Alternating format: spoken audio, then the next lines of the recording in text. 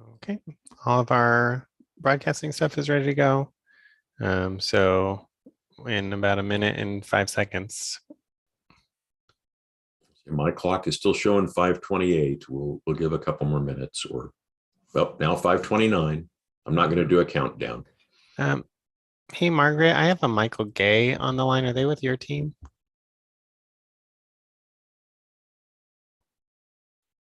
I don't see them on my list. Okay. Yeah, I've got.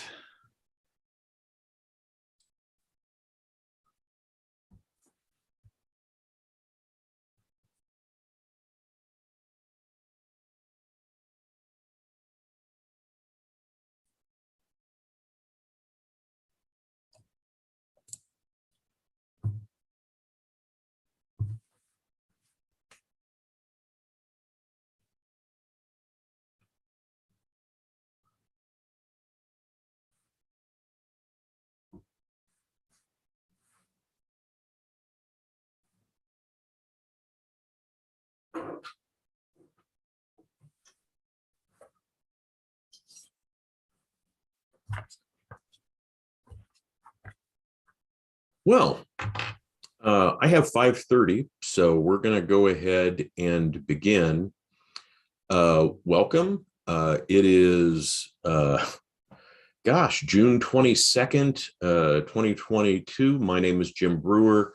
I'm the hearings officer for the city of Salem. We have two cases really tonight. Both of them are signed cases. We're just going to go ahead and begin. The first one is case number CU-SI2203. That's the conditional use sign permit case for 525 Rockwood Street Southeast. And that's the permit applications to install a electronic display wall sign to replace an existing backlit reader board. I have some procedural things that I'm going to go through before the planner begins that presentation. The hearing tonight, of course, being conducted virtually. Testimony from neighborhood organizations and persons in favor and opposition are going to be limited to those who've all signed in before 3:00 p.m. today. The order of tonight's proceeding will be a staff report to be presented by Pamela Cole, an applicant's presentation limited to 15 minutes, a neighborhood report, if any, that would be limited to 10 minutes, testimony of people who signed in before 3:00 today. And if that's you, or if you're any of the other people testifying tonight, please give your name and address so the recording can pick it up. When we move to that part of the hearing, if we have anybody who's signed up, we'll take testimony in favor of the application first, limit people to 5 minutes. Testimony in opposition, we'll limit that testimony to 5 minutes. Any testimony that's neutral will be limited to 5 minutes. The applicant would then get an opportunity for rebuttal, limited in scope to issues raised in opposition. That'll take about 5 minutes. Then we'd close the public hearing. I want to direct everyone's attention to the applicable criteria found in the notice. The testimony and evidence for the public hearing really should be directed towards these criteria because that's all that I can make a decision on. For signed conditional use permits, the Salem Revised Code 900.045 sub D provides the criteria for conditional use permit. And I believe the planner will go through those criteria in depth in presentation. And then we'll also be looking at the criteria for a signed permit from Salem Revised Code 900.025 sub E side 1. This is the time I need to tell people tonight that failure to raise an issue accompanied by statements or evidence sufficient to afford the city or other parties the opportunity to respond to the issue would preclude appeal to the State Land Use Board of Appeals based on that issue. Time and place to raise things, and if you don't, you may not be able to later. Failure of the applicant to raise constitutional or other issues related to proposed conditions of approval with sufficient specificity to allow the local government or its designee to respond to the issue would preclude an action for damages in circuit court. So for the applicant, there's a problem with a condition of approval. This is the time and place to raise that. For anyone who's listening tonight, are there any objections on jurisdictional grounds to the holding of this hearing, meaning that this isn't the sort of case that ought to come to a hearings officer? I'm not seeing anybody coming on. With that said, this is case number CUSI 22-03. Could we have the staff report then, Ms. Cole? Certainly. Good evening. I'm Pamela Cole, and I am the case manager for this case, a sign conditional use and sign permit.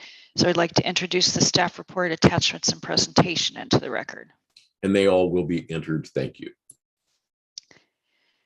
The application was filed April 6th and deemed complete May 18th after some additional information came in, and we mailed the notice, and the applicant posted notice. According to the procedures ordinance, the 120-day deadline is in September. The sign conditional use approval is required because the property with the Sumter School is now zoned residential agriculture. Although in our Salem recommendation that City Council is now considering, the proposed zoning will be public and private educational services, which is consistent with the existing comprehensive plan designation of community services education. If the sign permit were being submitted after the PE zoning is applied, considering that that's probably going to happen, the sign conditional use approval would not be required.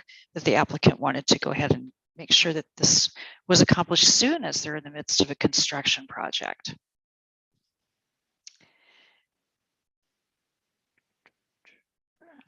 Well, okay, that's interesting. I didn't know that those were going to pop in with the cursor. So anyway, the proposed electronic reader board is going to be on the new edition, which isn't shown on this photograph, and it's replacing an existing reader board that's on the existing part of the building. The school's under construction and being expanded, and the proposed electronic reader board would be located on a southwest facing wall of a new multi-purpose room addition.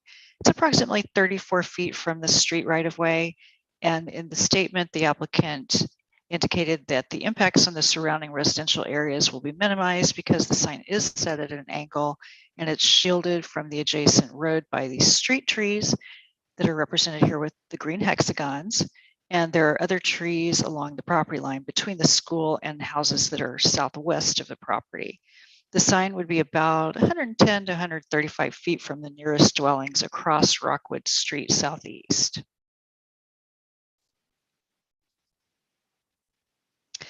And this drawing is the elevation of that new addition, and the approximate location of the sign. It would be about 16 feet above grade, and the total area is just under 24.5 square feet. This actually is smaller than the maximum allowable wall sign, which would be 32 square feet in the RA zone. This photo is showing the existing reader board and the proposed location of the electronic reader board. The view from the sidewalk that's nearest to the addition. Then I have several views from the sidewalks that are across Rockwood Street southeast, showing the sign's partially obscured by the existing street trees, which are fairly mature.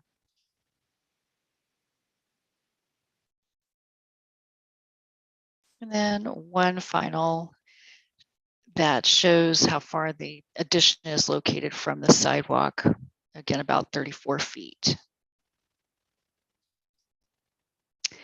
The city departments and public agencies had no issues with this application. South Gateway received notice but had no comments. We did receive comments from one citizen after the staff report was published, and that person was concerned that the sign wouldn't be compatible with the neighborhood and would have deleterious effects on the neighborhood property values because it was going to be flashing 24/7 and shining light into bedroom windows across the street, and just generally not appropriate for the neighborhood. So I did respond with a copy of the staff report to the person, and got another comment back saying that she still didn't believe that it would be compatible. So in the staff report and in the hearing tonight, I just wanted to clarify that flashing effects are prohibited. The code allows electronic displays only from 7 a.m. to midnight. And there are a lot of other standards for electronic signs that restrict brightness and also don't allow a change of copy more than once an hour in the zone. So it's basically going to be a static sign for an hour and then change to another static sign for an hour. I spoke with the applicant, with Margaret Gandervo this afternoon, about potentially if the district would consider agreeing to any conditions that might make the sign more amenable to the neighbor. And what we discovered was that, yes, the sign's programmable. The district was going to be asked whether they thought that a time limitation would be appropriate, such as maybe 7 a.m. to 7 p.m. with some extended periods in the evening for events. And Ms. Gandervo explained that the amber and the red LED sign is a less obtrusive LED light than some other multicolored signs.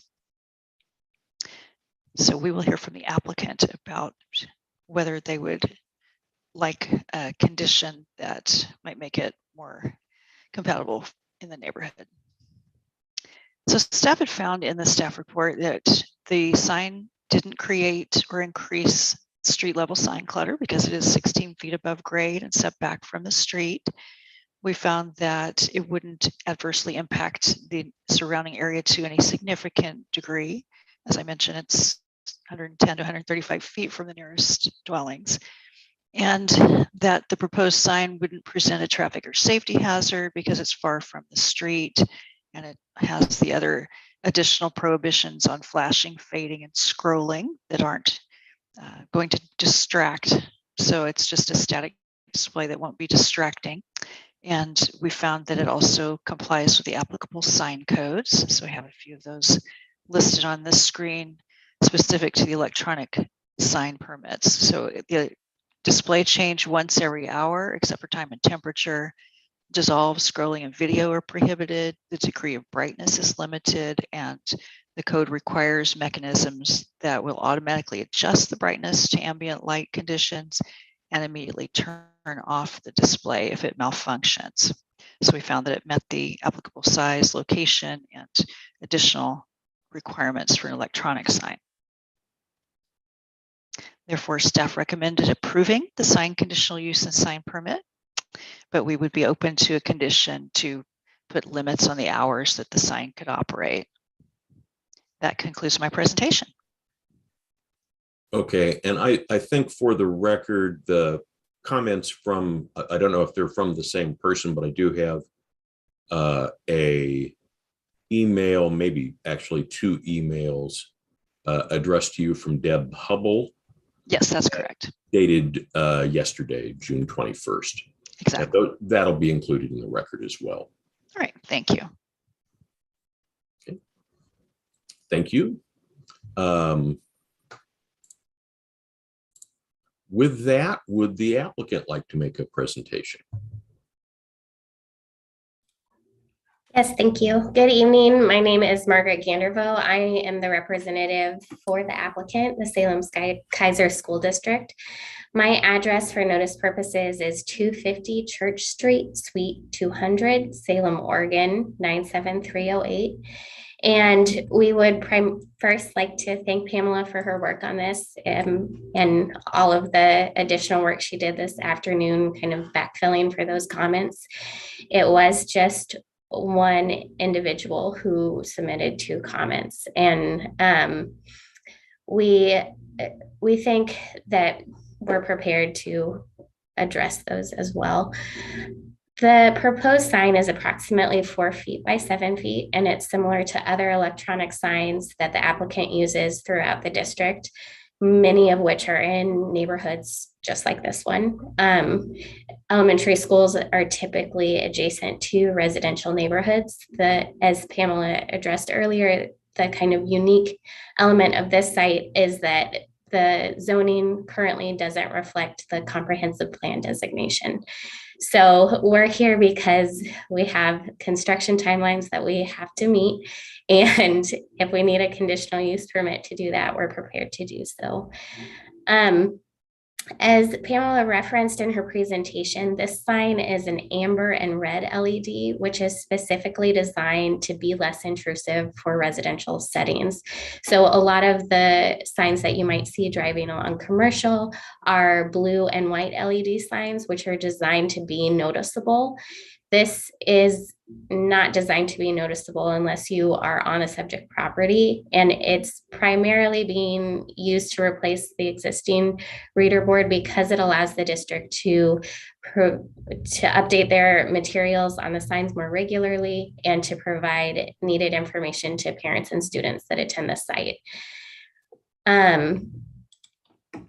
We believe that we have already provided evidence in the record that demonstrates that we meet both the conditional use approval criteria and the relevant sign standards for this type of sign. We're also prepared to provide a condition of approval that would limit the normal operation of the sign from 7 a.m. to 7 p.m. and then allow the district to use the sign at a lower brightness level between the hours of 7 p.m. and 9 p.m. And then the district will have the sign automatically turn off between the hours of 9 p.m. and 7 a.m. We think that this is a reasonable compromise. It allows us to promote the messages that we need to promote during the hours during which the users will be on site, and it still meets the needs of the residents in the neighborhood who want to mitigate the amount of light pollution in the area. If you have any questions, we're happy to answer those, but our position is that we think that this sign is reasonable for this area, and we've done the work to properly mitigate the impact on the surrounding residential uses. Okay, well, thank you and welcome tonight. What's the current reader board?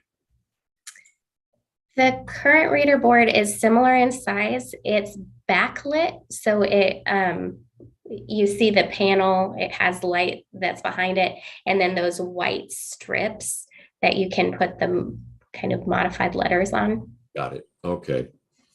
And do you have any feel for what the difference in brightness would be between the current reader board and a new LED sign?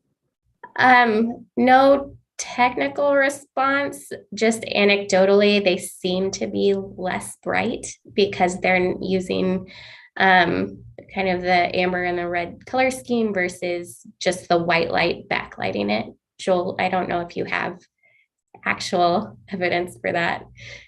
Yeah, thank you, Margaret. So my name is Joel Smallwood. I'm the Director of Facilities for Salem Kaiser School District. For the record, I guess my address is 3630 State Street, Salem, Oregon, 97301. So thank you for having me here for this. So mine is a bit anecdotal as well, other than what I can say is that the sign has, I believe it is 61 different dimming settings. So it sounds like you can dim it down to the point where it's probably unreadable, where it would be useless. So I wouldn't go there, but my understanding is that it's incredibly, has a wide range of how much light we can put out with it based on the need in the area. Okay, and so I think I'm interested. We haven't heard all of it. We're not done with the hearing yet, but I am interested perhaps in doing a condition as you've described that would be kind of normal operations between 7 and 7, dimmed in some way between 7 and 9. Is there a way for us to describe what that dimming would be in that 2-hour period? I'm not sure that any of us have had an opportunity to kind of test the sign. So it would be hard to know. Kind of in Pamela's discussion, she talked about the city standards for the sign needing to be able to adjust automatically based on the ambient light in the area. And so the sign already does that to some extent. I'm not sure if it would be recommended for us to significantly deviate from what's already being programmed, and kind of what the process or best practices would be for that. We just got this comment kind of last minute, so we haven't had an opportunity to speak with the manufacturer directly about kind of what the ramifications for that are. I think just thinking about it in terms of a challenge to write a condition, sure, that says something that is both useful to you in terms of knowing what the requirement is, and useful to city staff in terms of, what is that? Mm-hmm.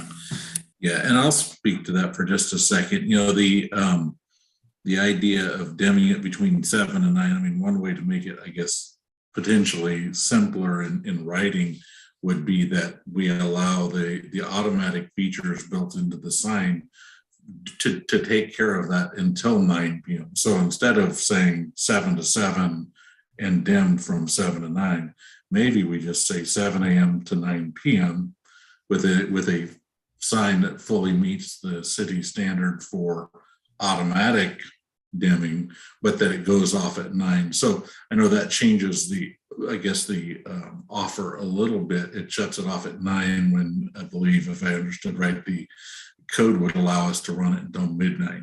We have no desire to run it till midnight. Our elementaries don't see traffic at that time of night. The high school, that's a little different story sometimes, but our elementaries don't see, we don't have anybody to communicate with it in elementary after 9. So that may be, Jim, a simpler answer to write a okay. condition.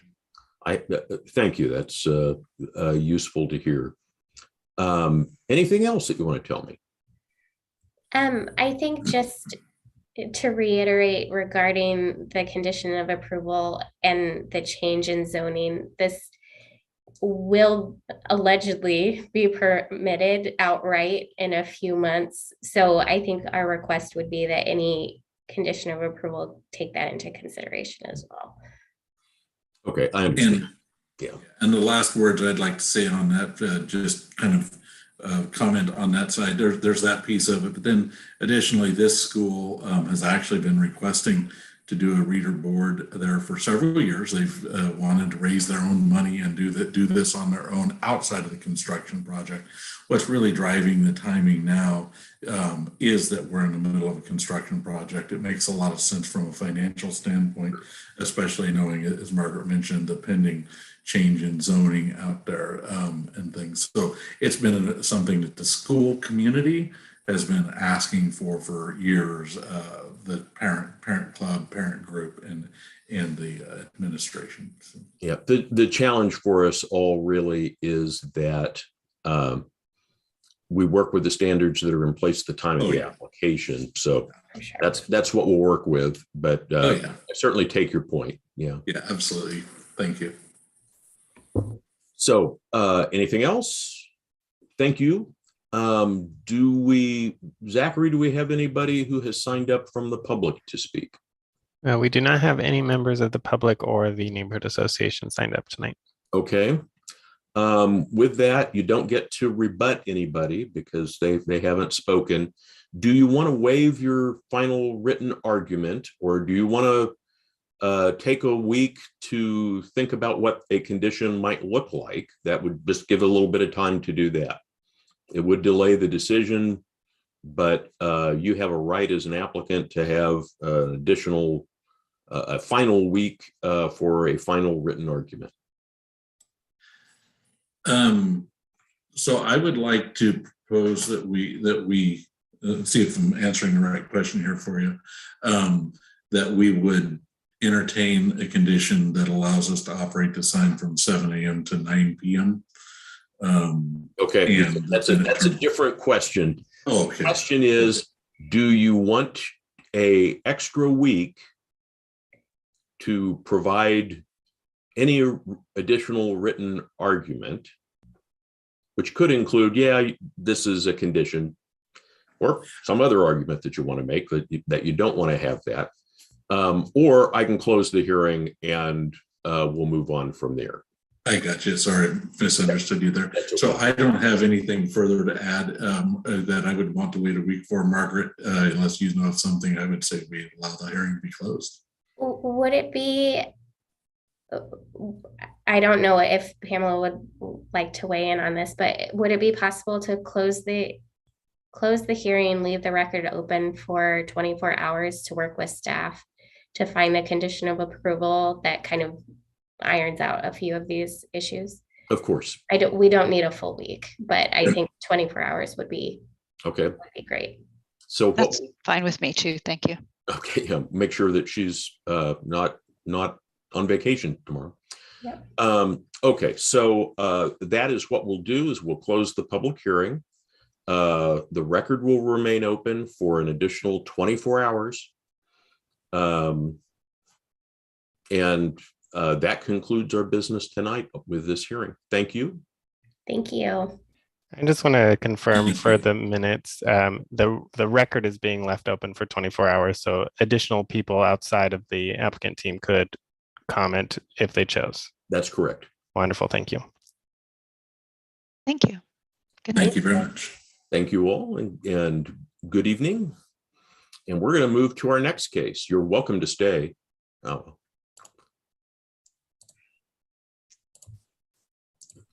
For reasons that escape me. Huh. So we are going to move to our second case. And I am, for reasons that escape me, having a little problem opening something on my computer. So just a second, folks. There we go. Okay, so our second case this evening, make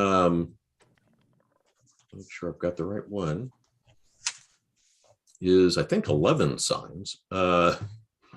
This is VAR SI 2201. Have I got the right one on the agenda? Aaron? That sounds right to me. Okay. So it is now about 5:56. This is our second hearing. I'm still Jim Brewer. I'm still the hearings officer for the city of Salem. This is case number VAR-SI 22-01. I'm going to go through some procedural things. Again, this hearing is being conducted virtually. We're going to do a staff report to be presented by Aaron Panko. We'll do the applicant's presentation. We'll limit that to 15 minutes at the longest. We'll take a neighborhood report, if any. We'll take testimony of those who signed in before 3 o'clock today. And we'll ask everybody who testifies to give their name and address so that the recording can pick it up. We'll take testimony in favor of the application, limited to 5 minutes. Testimony in opposition, limited to 5 minutes. Testimony that's neutral, limited to 5 minutes. I'm not seeing a lot of people on the screen, making me think we may not have a lot of people who have signed up, but that then would allow the applicant to rebut issues raised in opposition. They get 5 minutes there, and then we close the public hearing. Again, I want to direct your attention to the applicable criteria found in the notice. The evidence and testimony in the public hearing really should be directed towards these criteria because that's all I can make the decision on. And I believe Salem Revised Code 900.040 sub D provides the criteria for sign variances, and Planner Panko will take you through how these 11 signs address those criteria. I want to tell people who might testify that failure to raise an issue accompanied by statements or evidence sufficient to afford the city or other parties the opportunity to respond to the issue, precludes appeals to the State Land Use Board of Appeals based on that issue. So if there's a point you want to make about this process, this is the time and place to do it, or you may not be able to later. Failure of the applicant to raise constitutional or other issues related to conditions of approval with sufficient specificity to allow the local government or its designee to respond to the issue would preclude an action for damages in circuit court. So the applicant's got a problem with a condition. It's a time and place to raise that as well. Again, anybody who's listening, I'm going to ask if there are any objections on jurisdictional grounds on the holding of this hearing, meaning this isn't the kind of thing that ought to be in front of the hearings officer. I'm not hearing any. This is case number VAR-SI22-01. Mr. Panko, could we have the staff report, please? It's a continuation of sign Aaron, night here. Yep, You're showing the wrong screen. thank you.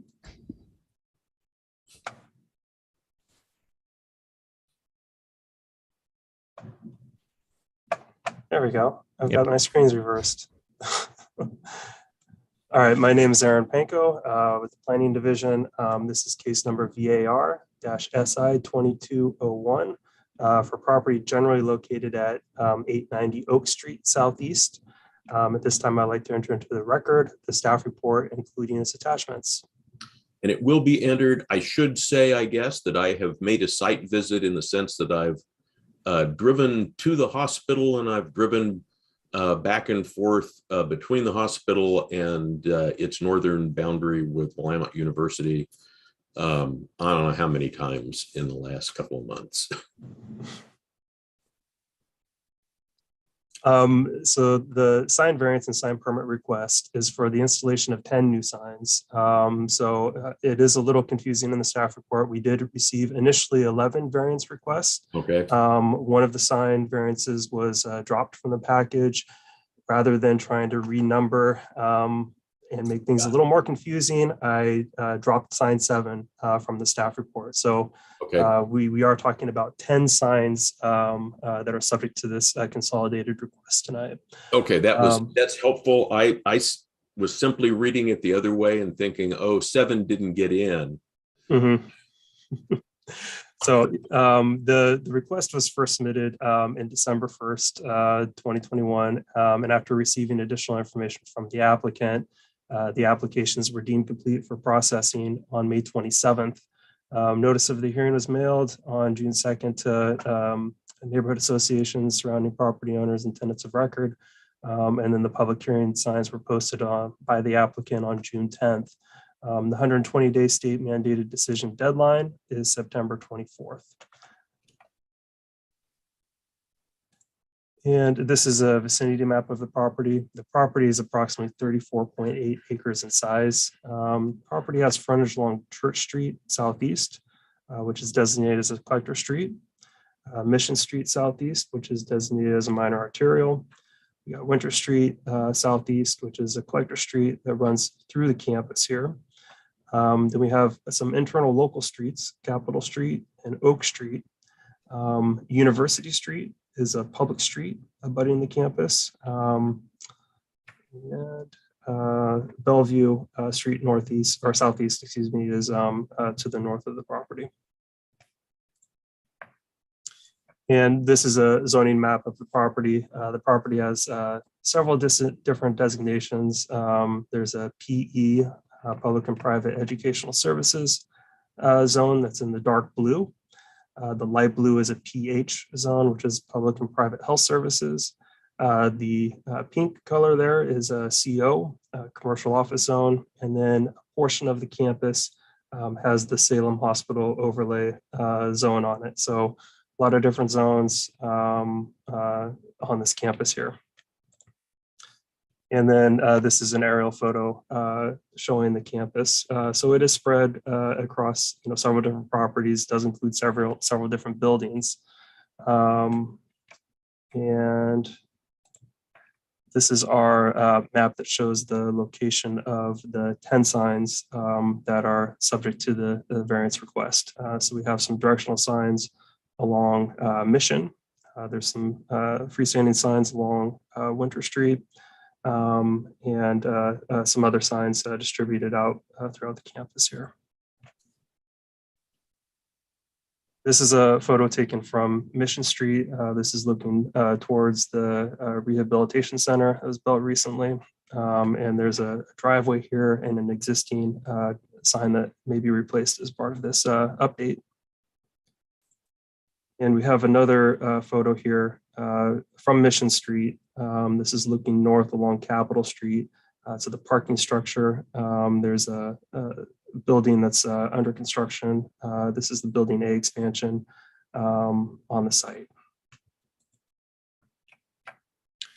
The Salem Health Campus includes several buildings, driveway entrances, and parking areas, and offers a variety of services throughout the campus. The applicant indicates that the requested sign variances are necessary to provide a holistic wayfinding system throughout the campus that takes into consideration the state of mind of the visitors, site constraints, and challenges due to the uniqueness of the property and the use.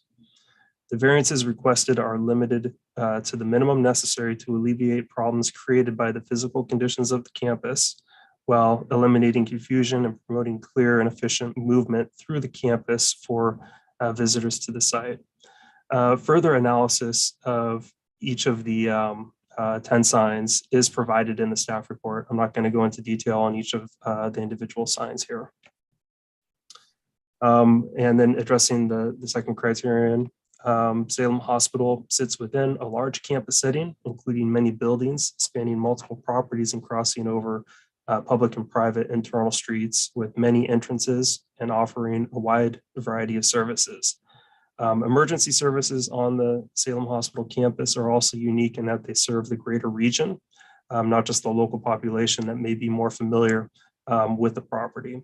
So visitors to the site are also likely experiencing medical distress, confusion, and will arrive at any time, day or night. There are no properties or facilities in the vicinity that are comparable to the Salem Hospital. In the staff report, we did identify the Oregon State Hospital. It was mentioned as a potentially comparable facility in the PH, the Public and Private Health Services Zone. Willamette University could be another comparable example. It is right next to this campus. It's located in the PE, Public and Private Educational Services Zone. However, I mean, the uses and services that are offered at these other sites are not really comparable with what is offered at the Salem Hospital. Addressing the third criterion, again, the population accessing medical services provided at Salem Hospital may not be familiar with the layout of the campus at the time of a high-stress event. So the directional signage that's easily visible and identifiable throughout the campus at any time, day or night, is critical to direct visitors to the correct location of needed services, helping the hospital function in a more efficient way.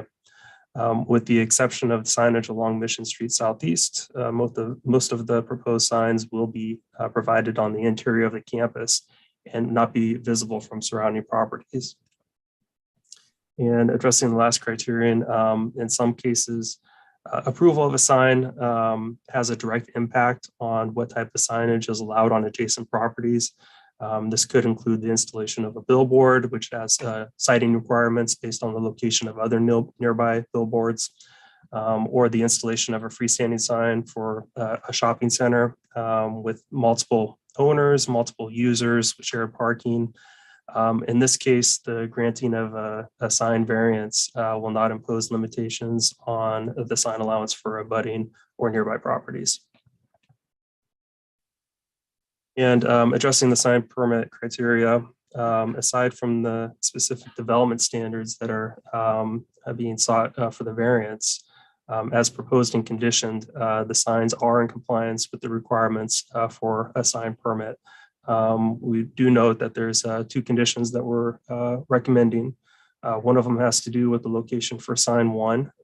This was at that driveway location, the photo that we saw earlier, where there's a significant tree in that area. We're not exactly sure where the sign will finally be placed, but if it is within the critical root zone of that significant tree, We are asking for an arborist report, just verifying that there's not going to be any detrimental impacts to that, that oak tree and the root system with the construction of the sign.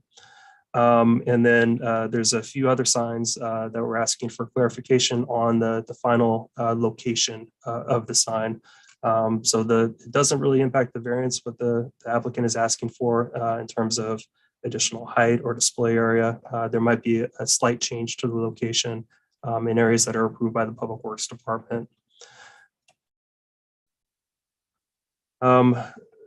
So we did send out public notice for the variance request here. We did not receive any objections from the public. There's an indication of support from the Central Area Neighborhood Development Organization, and no objections noted from South Central Association of Neighbors. And staff recommends that the hearings officer approve the request subject to the recommended conditions of approval. Thank you. Thank you. I do want to ask about that first condition.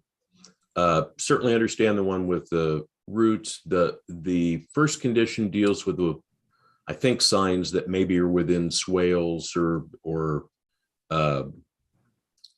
other areas, and we've got the approval by Public Works Department. I'm kind of conceptually good with the condition. My question really is, I'm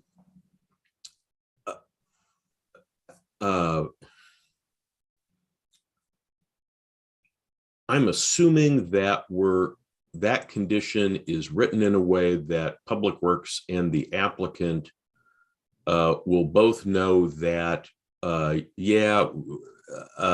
we don't mean move the signs to some place where they cannot be seen at all. And we don't mean move the sign to a place where the sign can't be. I think the one example was the sign in the middle of a sidewalk or something. Do we need to tighten that up more, or is that sufficient for both parties? I would look to the applicant, see if they have any concerns, and if they feel like there's a need for tidying it up a little bit, we can certainly do that. Mr. Examiner, Brad Kilby for the hospital. I can provide that information during my testimony if you'd like. Perfect. Let's do that. Thank you. Anything else, Aaron? That was my only question. That was it. Okay. So with that, let's move to the applicant's presentation. You have 15 minutes. You don't have to take it all, but please go right ahead. And I think you are muted again.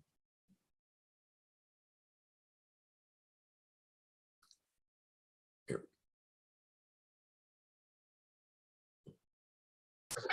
Mr. Examiner, thank you. Sorry about that. I'm trying to make sure, is my PowerPoint presentation showing up? Perfect. So I will try and make this brief.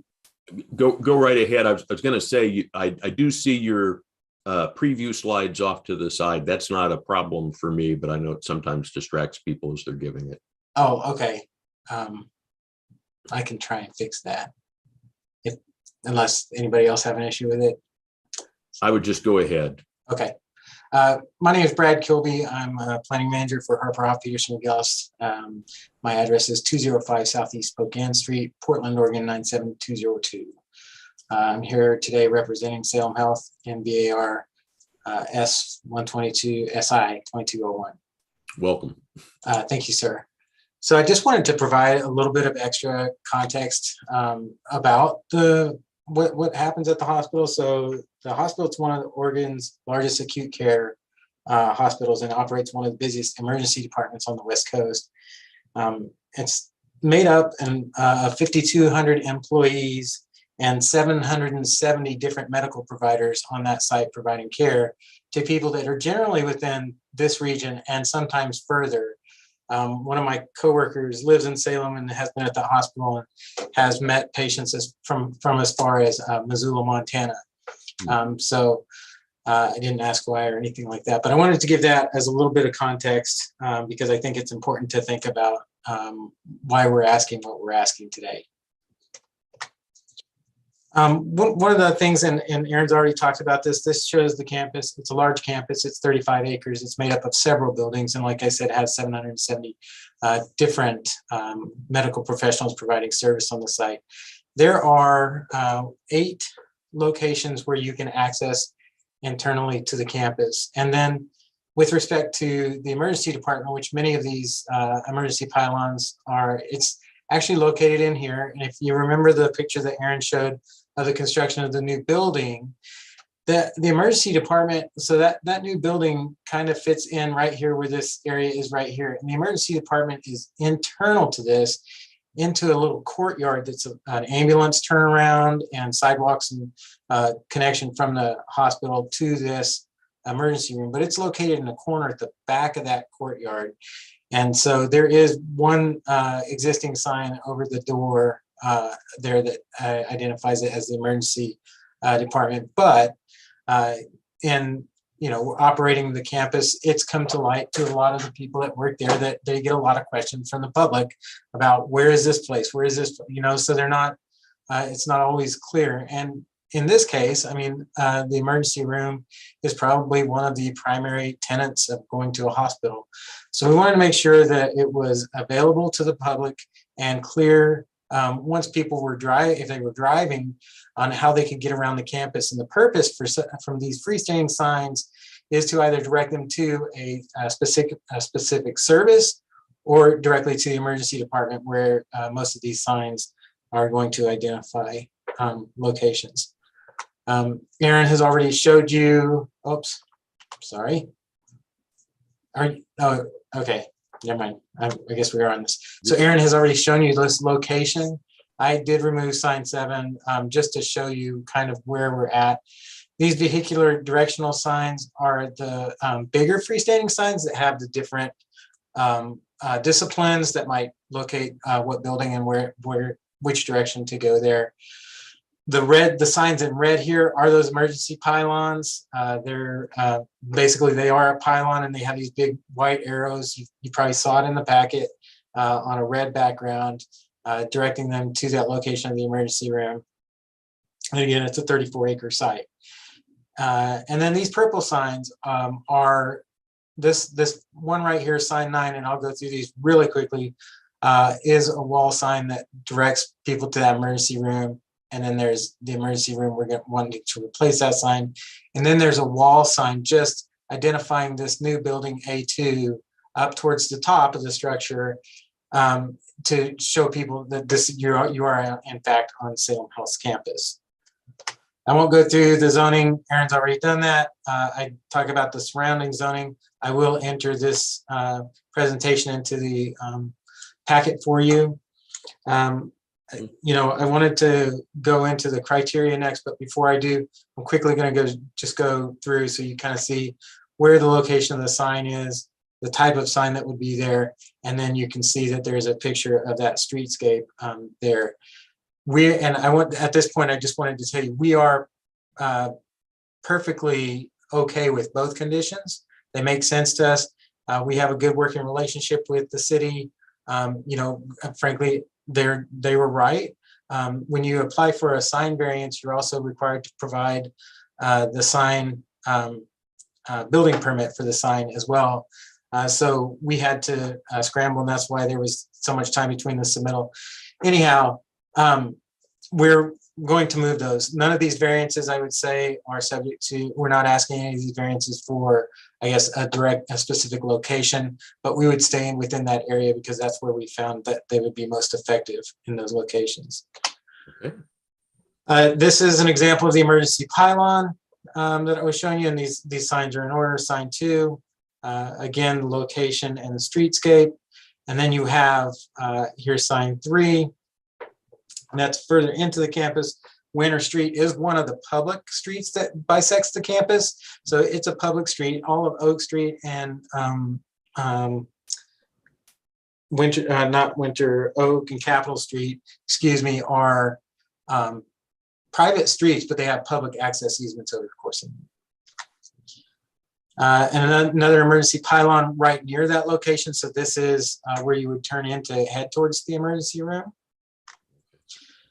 And then this is directly across from the new emergency room. So if you can see my cursor, this is the location of the emergency room. Hopefully you've never had to be there, but in case you did, you probably, yeah. So that is the location, and this sign would be out in the parking area directing folks into that area. Then this is another freestanding sign, which also would locate the direction of emergency, the parking garage, and then the different uses where they need to go. And then sign 8 is located at the intersection of 12th and Oak Street, and that's on property owned by the Ram Restaurant. And we have an agreement with the Ram Restaurant to locate a sign on that location. And there's already an existing sign there. So the reason that sign 7 was pulled out was that that was an existing pylon. And so we are just, I guess, changing the copy, for lack of a better word. This is, well, there's that sign. That would be the sign. And then sign 10 is on University and Leslie, so at that intersection. So those are two other public places that people might come in to the site. And then this goes into the wall signs that are proposed. This is a rendering of building A2. It's well under construction, almost completed. And this sign would be up in the top right-hand corner facing, I guess, east. Okay. Wanted to just really quickly go through the variance approval criteria. I don't really have anything to add other than what Aaron's already said and what's in our packet. But I did want to say, none of the proposed sign variances are for signs that are exempt from any of the sign standards in Salem, nor are they prohibited signs. Let's see. So the variance is necessary to permit signage comparable with other properties. We argue that this is a wayfinding package for the entire campus. It's unlike other properties, except for maybe the Willamette campus and the Salem hospital, but we would ask that you consider the condition of the folks that might be coming in and needing this wayfinding in a more immediate manner than maybe at those other two locations. We don't know that there's any evidence in the record to suggest that it would adversely affect the function or appearance of development on property that is surrounding. There have been no public comments, and then as you heard, support from the neighborhood associations. Number 4, the sign variance will not impose limitation on other properties and signage. Aaron covered that well. We were thinking that, the like properties might, so that's what this criteria is written towards, but it doesn't preclude anybody else from complying with the Salem sign code nor affect their ability to apply for a variance or other type of conditional use for a sign. So the sign meet the requirements of the Salem Revised Code, Chapter 56. They're all allowed in the zone. They will not interfere with the use of any public right-of-way, easements, or publicly owned property. That's the purpose for that first condition, and we're okay with that. And the sign conforms to all other applicable standards in the chapter. We will comply with the Salem Revised Code, with the exception of this. Our team, myself and the architect, are here tonight to answer any questions that you might have, and we respectfully request that you accept the findings in the staff report and within our record to show that we've provided the burden of proof to approve these, and we respectfully request that the hearings officer consider approval of this application, these applications. Okay. Really, the only remaining question that I have is whether are there international sign standards for hospital emergency rooms, those kinds of things, or is that? No, sir, they're not. It's very, I guess, different, and it's often driven a lot by the jurisdiction. But a lot of jurisdictions have conditional uses for a comprehensive sign package where you could apply for this as opposed to having to apply for variances. And I understand that Salem is working towards legislation that would take it that route. But it makes a lot of sense if you're in distress, whether because of your own medical condition or you're trying to take somebody else there or you're going to visit somebody, being able to find it just internally on that large campus seems like a tremendous improvement really for the community at large. So Thank you, sir. We agree. that's my comment. Anything else that you'd like to tell me? No, sir. All right. With that, if we don't have anybody else signed up tonight, nobody in favor, opposed, or in opposition. Well, we don't have any members of the public or from the neighborhood association here tonight. Okay, thank you. Then you don't get to rebut anything. You can, I'm going to ask you if you want to waive your right to have a final written argument. Yes, sir. We're fine with that. We'll waive that right. Okay, with that, then I will close the hearing. I will say, I think you've satisfied the criteria. I will probably take a week or so to get a written decision out, but that's going to be the decision that we make, and it'll simply follow the conditions as recommended by staff. So thank you for your time. Appreciate that, sir. And staff did their normal, thorough and great job. With that, that is all we have on the agenda this evening. So I want to thank everybody for attending. Certainly public participation is an important part of the process.